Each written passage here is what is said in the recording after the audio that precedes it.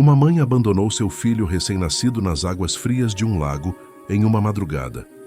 Ela achava que ninguém estava vendo, que seu segredo seria enterrado para sempre naquelas águas escuras. Mas ela estava completamente enganada. Alguém olhava cada movimento dela das sombras, e o que essa pessoa fez mudou tudo. Essa história vai te deixar de queixo caído. Você não vai acreditar na reviravolta que aconteceu. Antes de começar, deixe seu like, se inscreva no canal e ative o sininho para não perder nenhuma história emocionante. Agora sim, prepare-se para uma história que vai mexer com suas emoções. A cidade era pequena, daquelas em que a fofoca chega antes da notícia oficial. Toda a casa tinha cortina, mas nenhuma tinha segredo de verdade. Mesmo assim, Elisa acreditava que tinha criado o segredo perfeito. Com 23 anos, ela era o orgulho vivo dos pais, filha de professor de matemática aposentado, mãe catequista há 20 anos, família tradicional, sobrenome respeitado. Trabalhava como assistente administrativa no único banco da cidade. Chegava sempre arrumada, sorriso pronto, noiva do rapaz ideal, Rafael, filho do dono da farmácia, educado, gentil, trabalhador, o casamento dos sonhos marcado para dali a poucos meses. A vida de Elisa, vista de fora, era um catálogo de propaganda de família perfeita. Só que por dentro, era como um armário cheio de coisas empurradas para dentro às pressas. Uma hora ia desabar. O segredo começou quase um ano antes daquela madrugada. Numa ida para a capital para fazer um curso de atualização do banco, Elisa saiu, pela primeira vez na vida, sem pai, mãe, noivo ou tia olhando o relógio. Na última noite do curso, as colegas insistiram para que ela fosse com elas a um barzinho de música ao vivo. E ela foi, só que não voltou a mesma. Entre risadas, músicas altas e a sensação inédita de ninguém me conhece aqui, Elisa conheceu um homem. Não era amor, não era promessa de futuro. Foi impulso, carência, curiosidade e descuido. Uma noite só. Daquelas que muita gente esquece no dia seguinte. Menos ela. Algumas semanas depois, de volta à cidade pequena, o atraso do ciclo começou a gritar na cabeça dela. Primeiro veio a negação, depois o medo, depois aquele teste de farmácia que ela comprou em outra cidade, só por garantia. 2 listras, nítidas, como se estivessem rindo da vida dela. Desde aquele dia, Elisa passou a viver uma gravidez escondida, uma culpa silenciosa e um pânico que parecia crescer junto com o ventre. Elisa decidiu que ninguém descobriria. Ninguém. Nem o homem da capital, cujo nome completo ela mal sabia, nem Rafael, o noivo perfeito, nem os pais, nem a cidade que julgava até o corte de cabelo de quem passava na rua. Começaram as estratégias. Roupas cada vez mais largas, casacos mesmo sem tanto frio, bolsas grandes na frente da barriga, comentários sobre engordei um pouquinho, né? E piadas forçadas sobre ansiedade. Toda vez que a mãe sugeria um médico, Elisa inventava uma desculpa. Dizia que era só estresse do trabalho, que estava tudo bem, que depois do casamento ela via isso. Passou a ir com frequência para cuidar de uma tia doente em uma cidade vizinha. Essa tia não existia, mas o medo, esse sim, ficava cada vez mais real. No banco, dava um jeito de sentar sempre atrás da mesa, evitando que qualquer colega notasse algo diferente. À noite, chorava no banho com a água quente tentando abafar os soluços.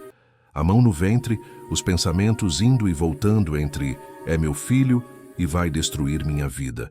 Ela fez planos. Planos tortos. Mais planos. Quando o bebê nascesse, levaria para outra cidade e deixaria numa instituição de adoção sem nunca revelar quem era. Parecia cruel, mas na mente desesperada dela era o jeito menos pior de salvar a própria reputação e garantir um futuro melhor para o bebê. Até que a realidade resolveu não seguir o plano. O parto não esperou data marcada, nem hospital nem médico. Começou numa madrugada gelada de inverno, com uma fisgada tão forte que Elisa achou que fosse só cólica. Os pais tinham viajado para uma romaria com o grupo da igreja e só voltariam no dia seguinte. Ela estava completamente sozinha em casa. As dores começaram espaçadas, Depois foram ficando mais constantes, mais intensas, até virar ondas que tiravam o ar. Ela pensou em ligar para a ambulância. Pensou em bater na porta da vizinha. Mas a primeira imagem que veio à mente foi a cidade inteira sabendo que Elisa, a noiva perfeita, estava tendo um bebê que não era do noivo. O medo foi maior que a dor.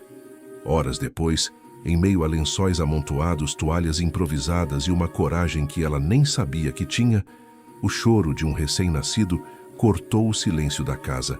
Era um menino. Pequeno, vermelho, o corpo ainda trêmulo, os olhos semicerrados. Naquele primeiro segundo, quando o pegou nos braços, o mundo pareceu parar. Havia um amor bruto, instintivo, tomando conta do peito dela. Uma voz interna dizendo: "É seu filho." Mas logo depois vieram todas as outras vozes.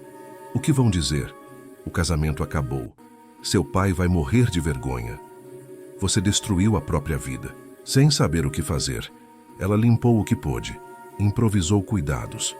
Colocou o bebê enrolado em uma manta azul, a única coisa do enxoval que tinha comprado escondido, e ficou andando pela casa em choque. O dia começou a clarear. Ela sabia que não tinha mais tempo. O desespero, aos poucos, foi se transformando em uma decisão fria. Decisão que ela carregaria marcada para sempre. No alto da cidade, havia uma antiga represa desativada, onde a água ainda se acumulava num grande reservatório silencioso. À noite, ninguém subia para lá. De dia, crianças até iam brincar nos arredores, mas de madrugada, só o vento passava por ali. Aos olhos de alguém em pânico, parecia o lugar perfeito para deixar um segredo que ninguém descobriria. Elisa embrulhou o bebê na manta azul. Colocou dentro de uma caixa de papelão reforçada, que ela achou no fundo do armário, respirou fundo diante do espelho e quase não se reconheceu. Os cabelos colados de suor, o rosto pálido, os olhos vazios. Pegou a chave do carro do pai e saiu sem olhar para trás. Na estrada de subida, o silêncio do carro era cortado apenas pelo respirar leve do bebê, que dormia sem saber de nada.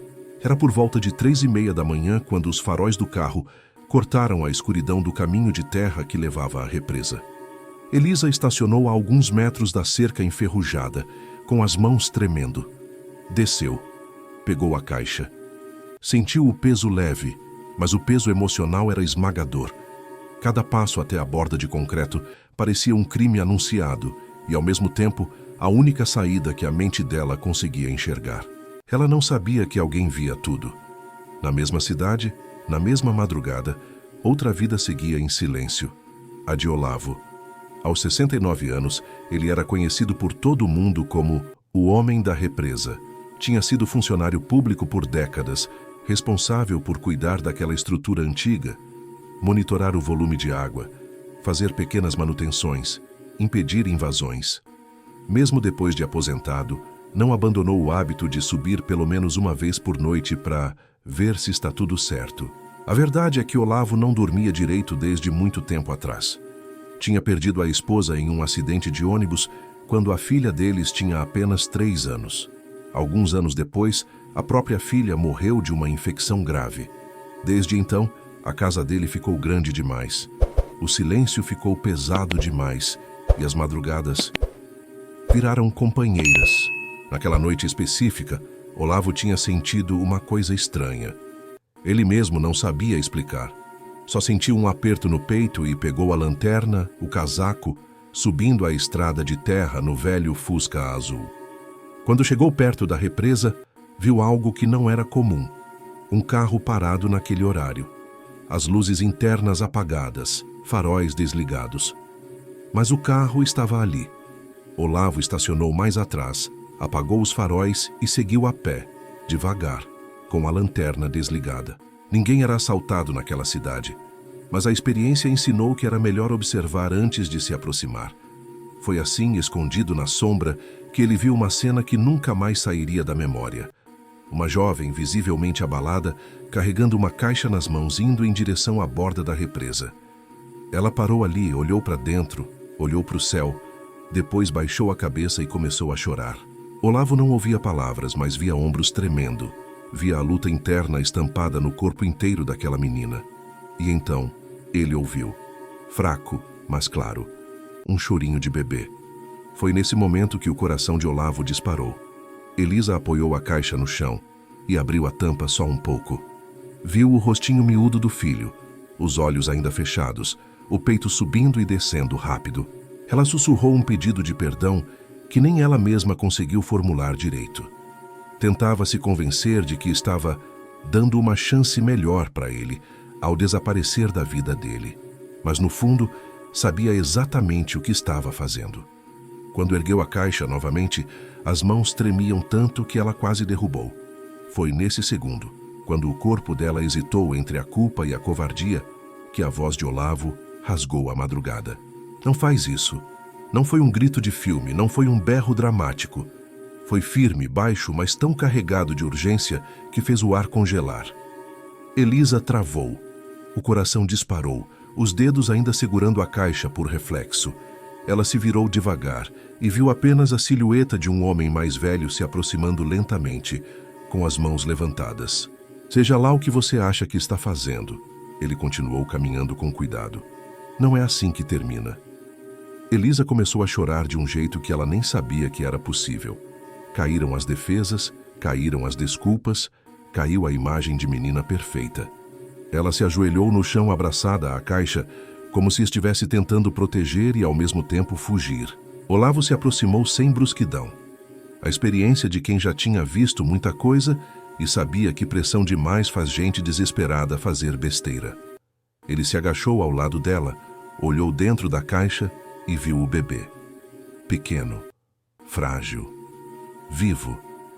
Naquele instante, algo dentro dele se quebrou e, ao mesmo tempo, algo renasceu. Décadas sem família, sem criança em casa, sem motivo real para seguir rotina. De repente, a vida colocava um recém-nascido bem ali, na frente dele, entre as mãos trêmulas de uma jovem arrasada. Não tinha coincidência ali. Tinha um chamado. Não foi uma conversa rápida, nem bonita, nem simples. Sentados no chão frio de concreto, com o vento cortando e o bebê chorando baixinho, Elisa começou a despejar tudo. Contou da viagem para a capital, da noite que nunca deveria ter acontecido, da gravidez escondida, do medo de destruir a própria vida, do noivo que não era pai, da família rígida, da cidade que julgava tudo. Cada palavra parecia um peso saindo, mas ao mesmo tempo um tijolo sendo colocado no muro de culpa dela. Olavo ouviu tudo, inteiro, sem interromper, sem apontar o dedo. Não era santo, mas já tinha visto o que o desespero faz com as pessoas. Ele sabia que o que ela quase fez era terrível, mas também sabia que ninguém chega nesse ponto do nada. Quando ela terminou, esgotada, sozinha, com o rosto inchado de chorar, ele respirou fundo e falou algo que ela nunca imaginaria ouvir ali. Eu não vou chamar a polícia. Ela arregalou os olhos, confusa. Não é porque não seja grave, ele continuou. É, e você vai carregar isso para o resto da vida. Mas esse menino não precisa começar a história dele em meio a sirenes, boletim de ocorrência e manchetes sensacionalistas. Ele precisa de chance. E você precisa de ajuda. Elisa sussurrou rouca. Eu não posso ficar com ele. A frase saiu carregada de dor, não de desprezo. Era como se ela estivesse cortando um pedaço dela mesma. Olavo olhou de novo para o bebê, depois para o próprio passado. Lembrou da esposa, da filha, de todos os anos de casa vazia. A decisão veio como se já tivesse sido tomada muito antes daquela madrugada. Então eu fico. Elisa demorou alguns segundos para entender o que ele queria dizer. Eu fico com ele, completou Olavo. Vou criar como se fosse meu neto. Vou dar casa, nome, escola, comida, colo. Vou ser a família que eu perdi. Mas você vai ter que viver com o que fez hoje. Não o que quase fez, mas o que escolheu a partir de agora. Ela balançou a cabeça sem acreditar. Você nem me conhece. Ele deu um meio sorriso cansado. E você também não me conhece. Mas o que importa aqui não somos nós dois. É ele. Houve um silêncio pesado. Só o som da respiração do bebê e o vento insistindo na cerca. Tem uma condição. Olavo quebrou o silêncio. Se você aceitar que eu crie esse menino, não tem volta. Você não vai aparecer daqui uns anos exigindo explicações, não vai tirar a paz dele para aliviar a culpa que sente. Vai seguir sua vida, vai buscar ajuda, vai ser alguém melhor para que isso aqui nunca se repita com outra criança. Você entende? Ela demorou, mas assentiu, com lágrimas escorrendo. Olavo então fez uma última pergunta. Como você chamaria ele? Elisa não precisou pensar muito. Miguel. A voz saiu firme pela primeira vez naquela noite. Para mim sempre foi Miguel. Ela continuou. Pensei que não fosse ter coragem de escrever o nome em lugar nenhum, mas é Miguel. Olavo repetiu devagar. Miguel. E naquele instante, o menino deixou de ser um segredo e passou a ser alguém. Naquela madrugada, Olavo voltou para casa com um recém-nascido no colo e uma decisão maior do que qualquer coisa que ele tinha vivido desde a morte da família. A história oficial que ele contou para a vizinhança e para o cartório era simples e triste. A filha distante havia falecido no parto e ele tinha ficado com o neto. Ninguém duvidou. A vida em cidade pequena às vezes acredita rápido demais em tragédias bem contadas. Miguel passou a crescer na casa simples de Olavo, entre remendos de fraldas, mamadeiras de madrugada e histórias antigas que o velho contava olhando para o teto quando o menino não conseguia dormir. Cada sorriso de Miguel era um ponto de luz num coração que tinha acostumado à sombra. Olavo reaprendeu o que era rotina com criança. Corrigir, ensinar, proteger, rir de coisa boba, exagerar nos cuidados, economizar em tudo para não faltar nada para o pequeno. Enquanto isso, a alguns quilômetros dali, numa casa organizada demais, Elisa tentava seguir a vida como se nada tivesse acontecido. No dia seguinte, à madrugada da represa, ela limpou tudo. Escondeu qualquer vestígio da gravidez, tomou um banho longo, colocou uma roupa escura e ensaiou diante do espelho o rosto da Elisa de sempre. Quando os pais voltaram da viagem, ela reclamou de uma virose forte que a tinha derrubado naquela madrugada. A mãe acreditou, o pai também. Ninguém perguntou demais. Rafael continuou sendo o noivo perfeito. Os preparativos do casamento seguiram. O vestido foi ajustado. As fotos do pré-wedding foram tiradas às margens da própria represa. Elisa sorriu para as câmeras. O corpo parecia estar no lugar, mas a mente estava presa numa noite que ninguém sabia. No dia do casamento, ela entrou de branco na igreja, com flores, música e elogios por todos os lados. Por dentro, carregava um luto silencioso por um filho vivo. É um tipo de dor que não tem nome, então ela fingia que não existia. Os anos foram passando. Miguel cresceu livre, com joelhos ralados, cabelo bagunçado e uma curiosidade que parecia não ter fim. Olavo ensinou tudo o que sabia, como reconhecer quando vinha chuva, como ouvir o barulho da água na represa e entender se estava normal ou não, como respeitar a natureza e como não deixar a solidão virar desespero. A história oficial era sempre a mesma. A mãe de Miguel tinha morrido ao tê-lo, um parto complicado demais e o pai nunca tinha sido presente. Miguel aceitava. Não tinha com o que comparar. O amor que recebia de Olavo era tão intenso, tão inteiro, que ele não sentia falta do que nunca teve. Na escola, ele se destacava em ciências, principalmente quando o assunto envolvia água, meio ambiente, resgate, prevenção de acidentes. O sonho dele desde cedo era ser bombeiro. As professoras achavam lindo. Olavo, no fundo, sentia um misto de orgulho e medo, mas não dizia não. Sabia que quem quase perdeu a vida sem nem saber tinha um chamado especial para proteger outras.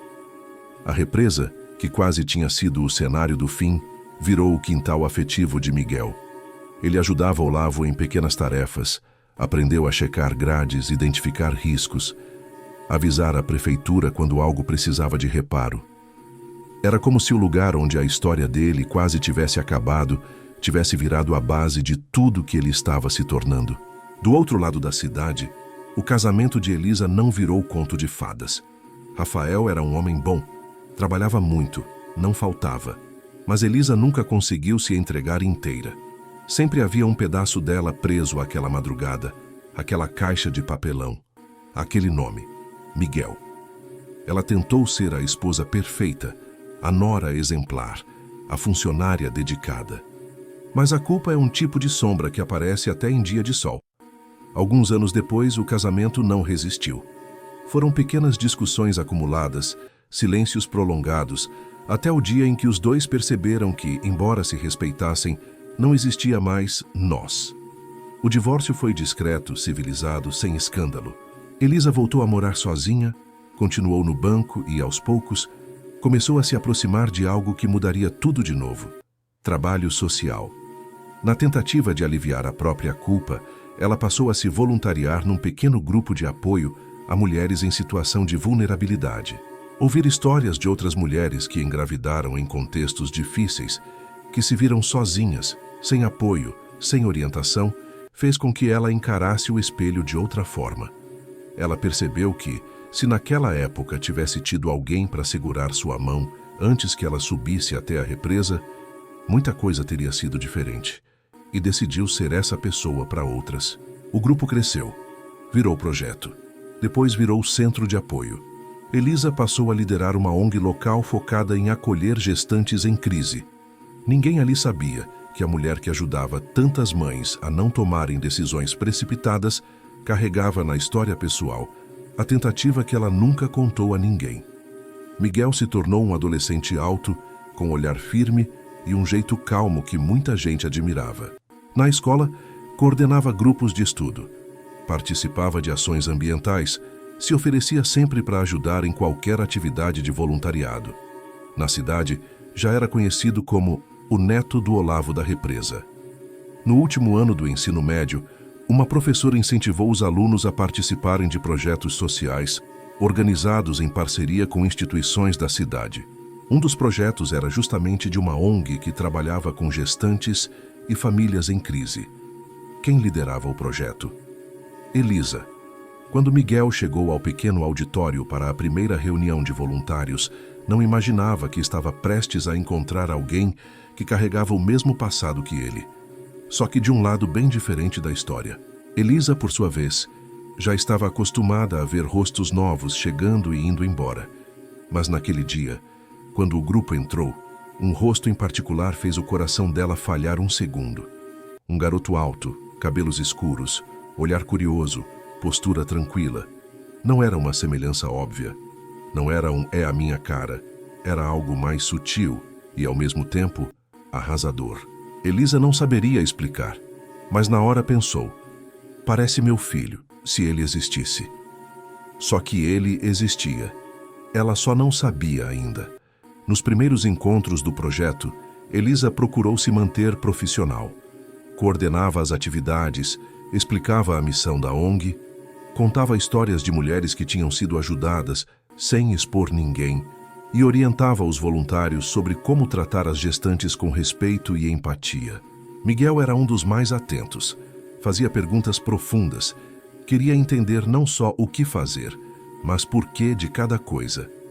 Nas dinâmicas de apresentação, ele contou, sem muitos detalhes, que tinha sido criado pelo avô, que a mãe havia morrido no parto e que o pai nunca esteve presente. Elisa sentiu as pernas vacilarem quando ouviu isso. Mãe morta no parto. Avô que criou. Pai ausente. A história combinava perfeitamente com uma narrativa que ela sabia ser falsa. Falsa e necessária. A voz dela falhou por um segundo, mas ninguém percebeu. Ela engoliu seco e continuou coordenando a dinâmica. Naquela noite, quando chegou em casa, trancou a porta, sentou no chão da sala e chorou até não ter força para ficar sentada. Não tinha prova nenhuma, só coincidências. Mas alguma coisa dentro dela sabia. Sabia do jeito que mãe sabe que o filho está com febre só de encostar a mão. Elisa poderia ter ignorado. Poderia ter dito a si mesma que era apenas imaginação, culpa querendo achar sinais em tudo. Mas não conseguiu. Nas semanas seguintes, procurou pequenas brechas para conversar com Miguel sem parecer invasiva.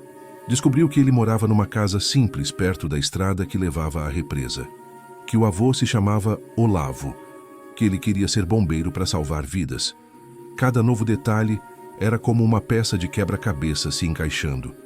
Até que um dia, numa conversa aparentemente casual sobre infância e nomes, ela fez a pergunta que não conseguia mais segurar. Sempre quis entender. Disse tentando manter o tom leve. Por que seu avô escolheu o nome Miguel? Tem alguma história por trás? Miguel sorriu daquele jeito que apertava o peito dela.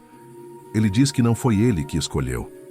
Que já veio com o nome escrito na testa, contou.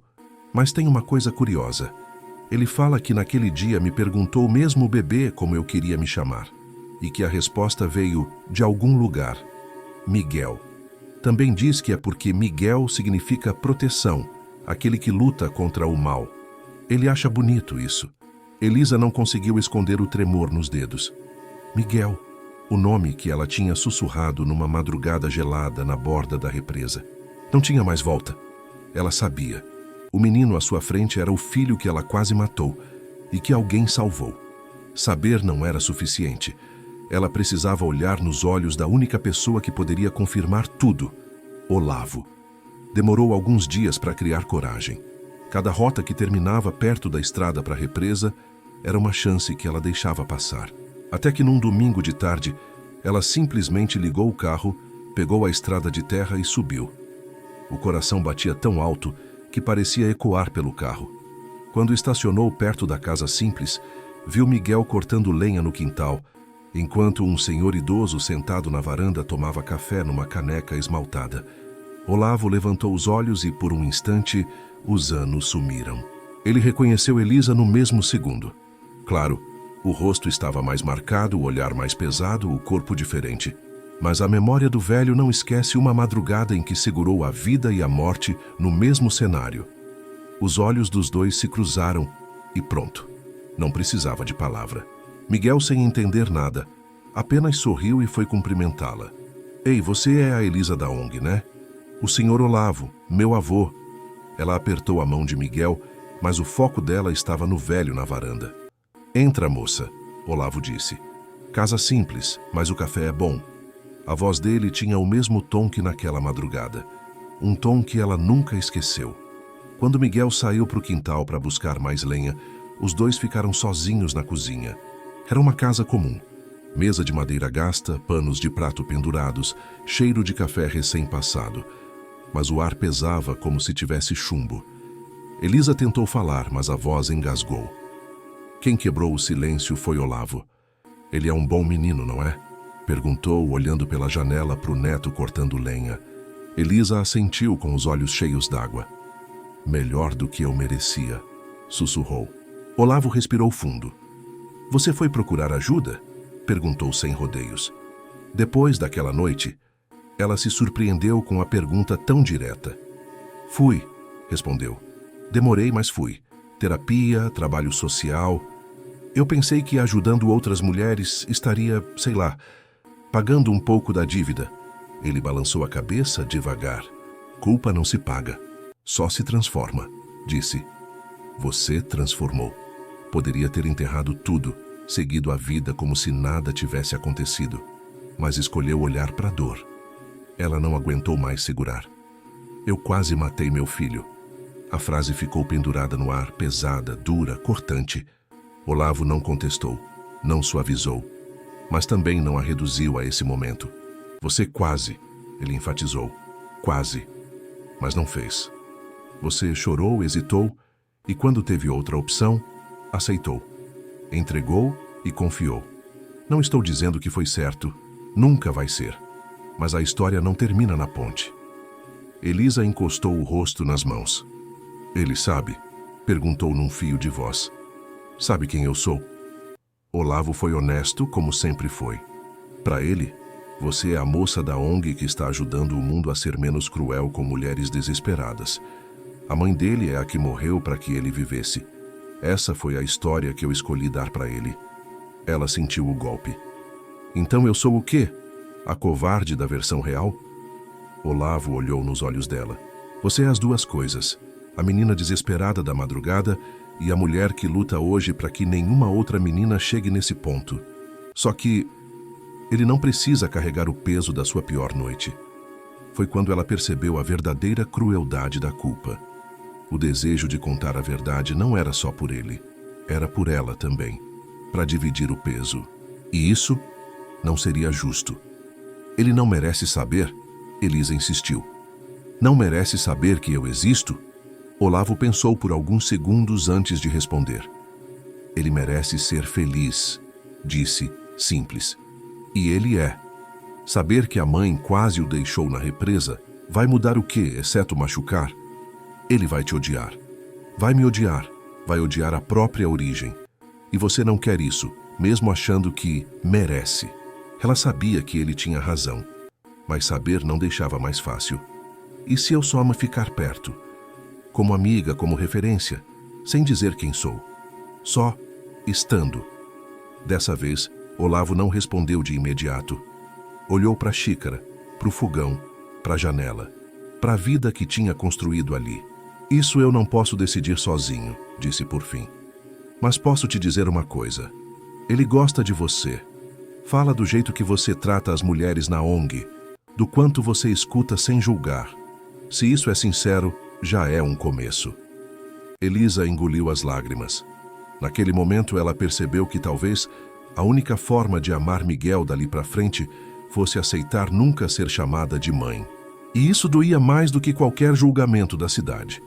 Naquela noite, Miguel, Elisa e Olavo acabaram sentados na sala em volta de um fogareiro antigo, com a lenha que ele tinha cortado mais cedo. Conversaram sobre coisas simples, faculdade, planos, histórias engraçadas da infância de Miguel que ele não lembrava e que Olavo adorava contar. Elisa observava os dois, a conexão clara, o respeito, o carinho. Era como ver um filme alternativo da vida que ela nunca teve, mas que de um jeito torto tinha acabado construindo. Não foi uma noite de grandes revelações ou frases de efeito. Foi uma noite de presença.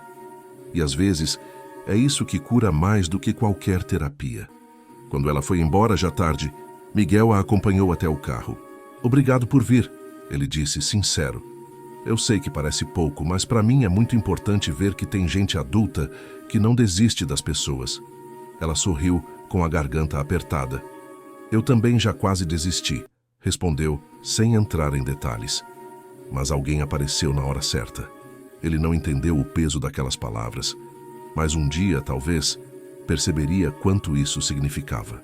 O tempo passou. Miguel entrou na faculdade de bombeiro civil e depois em um curso voltado para resgate e prevenção de desastres. Virou referência na cidade por organizar campanhas de prevenção de afogamentos, de cuidado com barragens, de segurança perto da represa que quase foi o fim dele. Ninguém sabia. Elisa continuou liderando a ONG, ampliando o trabalho, criando projetos específicos para gestantes sem apoio, parcerias com hospitais, canais de acolhimento. Algumas decisões que ela ajudou a evitar nunca seriam conhecidas. Mas ela sabia. Sabia de cada bebê que não foi deixado numa estrada, de cada mãe que não subiu desesperada até um lugar isolado. Olavo envelheceu ainda mais, mas com a alma mais leve do que antes daquela madrugada. De vez em quando ninguém via, ele subia sozinho até a borda da represa, olhava para a água parada e murmurava: "Obrigado por ter me acordado aquela noite." Elisa também subiu lá algumas vezes. A primeira vez que teve coragem de parar o carro perto da antiga cerca, sentiu o corpo inteiro tremer. Não viu mais a cena da menina desesperada com uma caixa de papelão. Viu o início de uma história torta, mas real, que tinha dado a Miguel algo que nem ela conseguiria ter dado naquela época. Um lar. Na beira de concreto, com o vento frio no rosto, ela finalmente conseguiu dizer uma frase que tinha engasgado por anos. Obrigada por ele estar vivo. Ninguém respondeu. Mas às vezes, o silêncio da madrugada é a única resposta que a gente precisa. No fim das contas, essa não é uma história sobre uma mãe má ou um herói perfeito. É uma história sobre segundas chances que não apagam o que aconteceu, mas reescrevem o que vem depois. É sobre um velho que não dormia e, por isso, acordou na hora certa. Sobre um menino que quase começou a vida no fim, mas virou alguém que dedica a vida a salvar outros. E sobre uma mulher que só conseguiu se perdoar quando aceitou que não teria o título de mãe, mas poderia, ainda assim, ser parte da cura do próprio erro, mudando a história de outras pessoas. Se você chegou até aqui, eu quero saber: que parte dessa história mais mexeu com você? Foi a madrugada na represa, o acordo entre Elisa e Olavo, ou a forma como Miguel cresceu sem saber de nada, mas carregando mesmo assim uma missão tão clara? Comenta aí embaixo e manda esse vídeo para alguém que precisa ser lembrado de que culpa não precisa virar prisão perpétua. Ela pode virar ponte para uma vida diferente. E como sempre, se inscreve no canal, ativa o sininho para não perder nenhuma história que cutuca o coração desse jeito. Porque no fim são esses segredos do coração que mostram quem a gente realmente é quando ninguém está vendo. Se você chegou até aqui, coloque seu nome nos comentários que vou te mandar um oi.